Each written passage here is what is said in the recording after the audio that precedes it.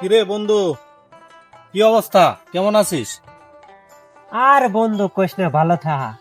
টিয়া পয়সা না থাকলে ভালো গিয়া থাকা যা। এটা বন্ধু সত্য কথাই কইছস। এই জামানতে টাকা পয়সা না থাকলে মানুষের মূল্য থাকে না। আমি যে শুনলাম তোর না বিদেশ যাওয়ার কথা ছিল, তুই এখনো তো যাস নাই, কখন যাবি আর? এটা ঠিক বলছস বন্ধু।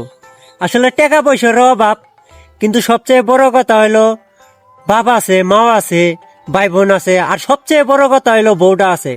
কারুর বে ভরসা করে বউডারে রাইখে যাবো।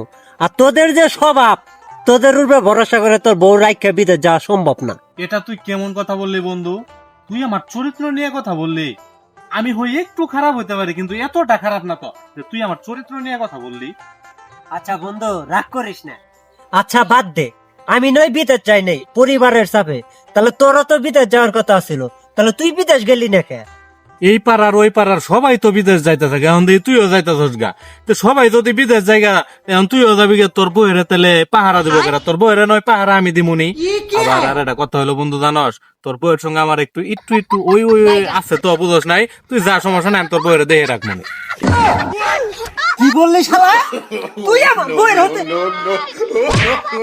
আল্লাহ আমারে বাঁচাইছে, তাও বলে আমি বিদেশটা যাই নাই।